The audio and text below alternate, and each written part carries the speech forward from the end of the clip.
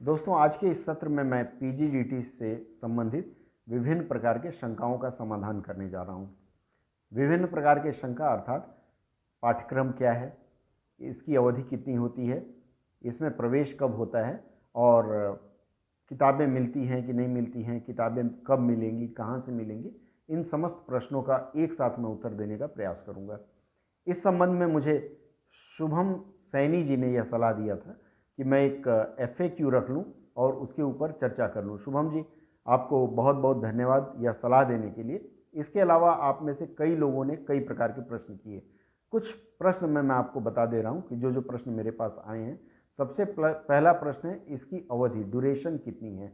अभी तक तो पीजीडीटी की अवधि 1 वर्ष की होती थी, पर ताज़ा तरीन जानकारी मैंने इसको अपलोड भी किया था कि ताज़ा तरीन जानकारी के अनुसार हो सकता है कि अगले वर्ष से या अगले किसी सत्र से पोस्ट ग्रेजुएट डिप्लोमा जितने भी हैं, जितने विश्वविद्यालय कराते हैं, चूँकि यूजीसी ने कहा है इसलिए 2 वर्ष का हो जाने की संभावना है।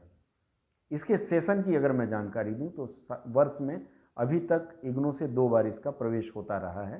पहला जुलाई सत्र के लिए होता है और दूसरा जनवरी सत्र के लिए। जुलाई सत्र में जो एडमिशन होती है या जो प्रवेश होता है, उसमें फॉर्म पहले से ही अप्रैल से भरना शुरू हो जाता है और दिसंबर सत्र वालों के लिए सितंबर अक्टूबर से फॉर्म भरने की प्रक्रिया शुरू हो जाती है। लेकिन इस बार कोरोना की असुविधा के कारण इसमें देरी हो रही है। हो सकता है अगली बार से यह नियमित हो जाए। इसके बाद जो सबसे गूढ़ प्रश्न है, कई लोग यह कहते हैं कि JHT बनने के लिए मुझे पीजीडीटी करना चाहिए या MA इन ट्रांसलेशन करना चाहिए।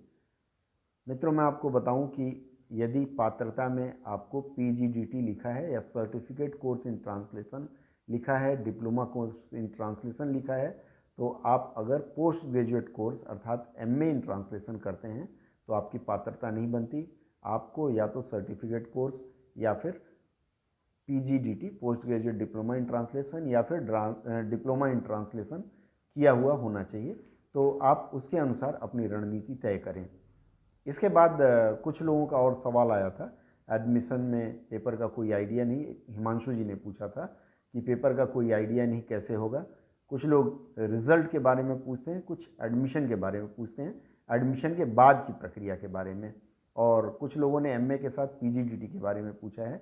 जिन्होंने MA के साथ पीजीडीटी के बारे में पूछा है, मैं उनको बता दूं कि इंदिरा गांधी मुक्त विश्वविद्यालय एक साथ 2 पाठ्यक्रम अर्थात 1 वर्ष की अवधि या उससे अधिक के कोई पाठ्यक्रम को करने की अनुमति नहीं देती है। MA 2 वर्ष का है, उसके साथ ही इग्नू यह मना करती है कि आप 2 पाठ्यक्रम एक साथ करें। तो जो भी ऐसा करना चाहते हैं वह सोच समझ कर निर्णय लें, क्योंकि बाद में आपको असुविधा ना हो। इसके बाद फिर पीजीडीटी प्रवेश लेने के बाद क्या है, इन सब प्रश्नों का मैं सिलसिलेवार ढंग से अब आपको जवाब देने जा रहा हूं।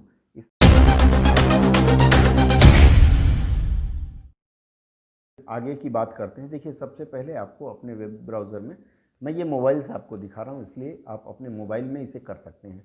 वेब ब्राउज़र में यहाँ देखिए मैंने लिखा है ignou.ac.in। आपको यही टाइप करना है और आपको जितनी भी ऑथेंटिक जानकारी चाहिए वो इस साइट से लीजिए। इधर उधर की साइट पर अगर आप जाएंगे तो आपको भटकाव अधिक होगा। अब सबसे पहले इसको मैं नीचे की ओर स्क्रॉल करके आपको दिखाता हूँ। देखिए, जो भी ताज़ा तरीन जानकारी होगी वह यहाँ दिखाई जाती है।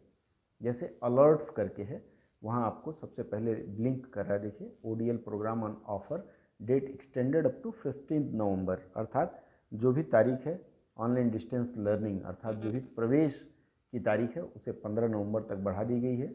यदि आपने नहीं फॉर्म भरा हो तो अभी भर सकते हैं। इसके बाद इसमें लिखा हुआ है कि आपके टर्म एंड एग्ज़ाम जुलाई के लिए फॉर्म भरे जा रहे हैं, वो भर सकते हैं। फिर उसके बाद है डेट शीट फॉर एग्जामिनेशन। इस तरह से सारी चीज़ें इसमें दी रहती हैं, आप यहाँ से देख सकते हैं। अब मान लीजिए आपने एज ए स्टूडेंट यहाँ पंजीकृत कर लिया खुद को, तो यहाँ देखिए स्टूडेंट सपोर्ट करके एक टैब आ रहा है। आप इस स्टूडेंट सपोर्ट पर जब आप क्लिक करेंगे तो इसमें 4 विकल्प दिखाता है, student zone, student grievances, download और रिज़ल्ट। अगर आपको रिज़ल्ट देखना है तो आप रिज़ल्ट पे क्लिक करेंगे। रिज़ल्ट पे क्लिक करने के बाद जो अगला पेज खुलता है, अगले पेज में आपको रिज़ल्ट का विकल्प दिखाएगा। अब देखिए, जैसे इस बार जो लोग परीक्षा दे चुके हैं उनके लिए entrance exam, return grade card, open में टर्म इंड ग्रेड कार्ड। अब जैसे टर्म इंड आपको देखना है, टर्म इंड में आप जाइए। यहाँ टर्म इंड में जाने के बाद आपको विकल्प दिया जाता है कि कौन सा टर्म इंड देखना है। जून का देखना है तो आप जून का जैसे ख़त्म हुआ है, मान लीजिए हमने वो देखना है। यहाँ आपको सिंपल सा अपना एनरोलमेंट नंबर डालना है। एनरोलमेंट नंबर डालिए और सबमिट का बटन दबाइए। आप जितने भी पेपर में पास कर चुके हैं वो सब जानकारी आपको यहाँ मिल जाएगी। यहाँ से आप अपना ग्रेड कार्ड भी निकाल सकते हैं। ये तो हुआ उन लोगों के लिए जो लोग अपनी सारी जानकारी परीक्षा के बाद की देखना चाहते हैं। अब इसके बाद हम आते हैं, इसी तरह से अलग अलग टर्म एंड एग्ज़ाम का यहाँ विवरण रहता है। इसके बाद मान लीजिए हमें स्टूडेंट सपोर्ट में और क्या चाहिए होता है। स्टूडेंट जोन में आप जाइए। स्टूडेंट जोन में पहले आप डाउनलोड में चलते हैं। डाउनलोड में जा करके जैसे मान लीजिए आपको क्या चाहिए, आपने प्रवेश ले लिया है, कॉमन प्रोस्पेक्टस है यहाँ देखिए, उसके बाद असाइनमेंट्स है, क्वेश्चन पेपर्स है, एंट्रेंस टेस्ट पेपर है, डेट शीट, तमाम चीज़ें हैं। अब मान लीजिए आपने प्रवेश ले लिया, अब आपको असाइनमेंट कब करना उसका देखना है। वैसे मैं इसका लिंक इस वीडियो के डिस्क्रिप्शन में भी दे दूँगा, वहाँ से आप सीधे जा सकते हैं। आप असाइनमेंट में क्लिक करेंगे। अब देखिए असाइनमेंट का पेज खुल के आ रहा है।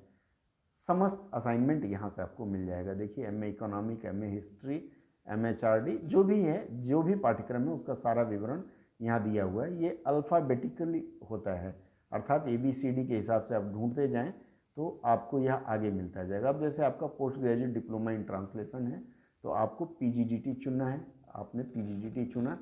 PGDT चुनने के बाद देखिए यहाँ PGDT का विकल्प आ गया। आपको यहाँ असाइनमेंट PGDT 1 to 4 लिखा हुआ है और 5 लिखा हुआ है। ये सन 2020 का है, देखिए बड़ा कर दिया मैंने, और 19, 18 इस तरह से सीरियली है। अब आपको PGDT 5 निकालना है तो PGDT 5 क्लिक कर दीजिए। PDF फाइल डाउनलोड हो जाएगी। 1 से 4 आपको यहाँ से डाउनलोड कर लेना है। जब ये आप असाइनमेंट डाउनलोड कर लेते हैं तो इसी में उसको जमा करने की लास्ट तिथि भी लिखी रहती है, तो आप यहाँ से विवरण ले सकते हैं और असाइनमेंट हल करना शुरू कर सकते हैं। अब आते हैं असाइनमेंट के बाद, मान लीजिए आपको किताबें नहीं मिल पाई हैं, अभी तक किताबें नहीं मिल पाई हैं तो उसके लिए आप अपने स्टडी सेंटर में संपर्क करें। यदि नहीं बात बनती है तो कुछ समय के लिए आप किताबें यहाँ से डाउनलोड कर सकते हैं।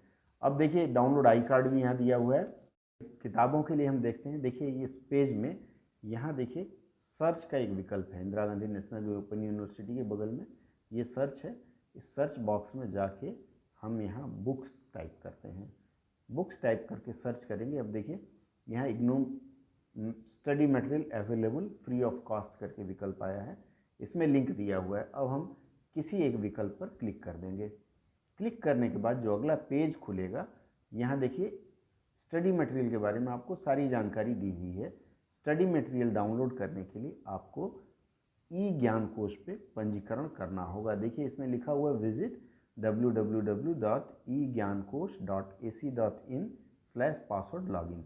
यहाँ आप अपना इनरोलमेंट नंबर या फिर यूज़र आईडी पासवर्ड बनाते हैं और पासवर्ड बनाने के बाद जो जो इसमें इंस्ट्रक्शन दिया हुआ है आप उसको मानते हुए उसके अनुसार आप आगे बढ़ेंगे तो आपको अपनी किताबें, जो भी संबंधित पाठ्यक्रम है उसकी किताबें आपको PDF में डाउनलोड करने का विकल्प मिल जाता है। आप यहाँ से डाउनलोड कर सकते हैं।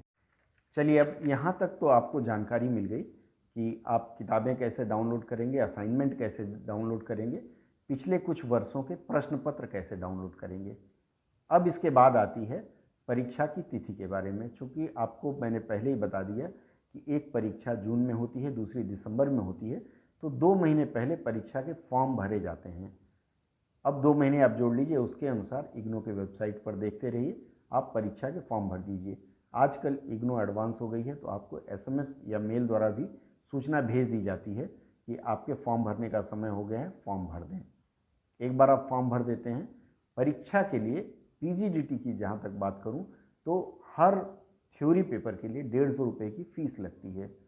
1, 2, 3, 4 PGDT के 4 थ्योरी पेपर होंगे जिसके लिए फ़ी भरना पड़ेगा। PGDT 5 के लिए आपको अलग से फ़ी भरने की ज़रूरत नहीं, उसकी लिखित परीक्षा नहीं होती है। PGDT 1 से 4 तक के लिए आपको डेट शीट आएगी और उसके अनुसार आपको जा कर के परीक्षा देना है।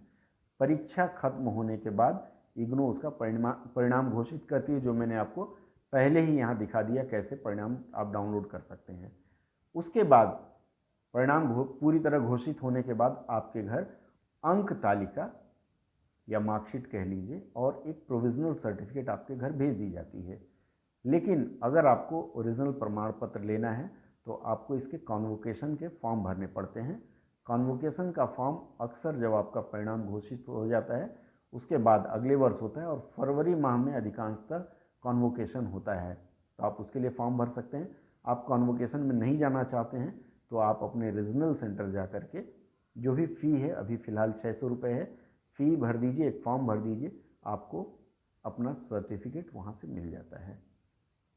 अब प्रश्न आता है असाइनमेंट कैसे लिखें या कैसे करें।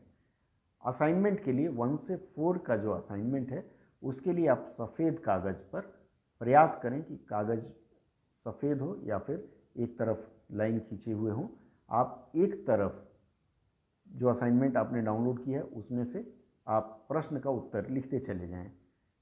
उसके बाद आपका जब उत्तर लिखना खत्म हो जाए तो वो जो प्रश्न पत्र है अर्थात असाइनमेंट का जो प्रश्न पत्र है वो उस उत्तर पुस्तिका के साथ लगा करके अपना विवरण सब कुछ देने के बाद आप उसको अपने स्टडी सेंटर जमा करते हैं।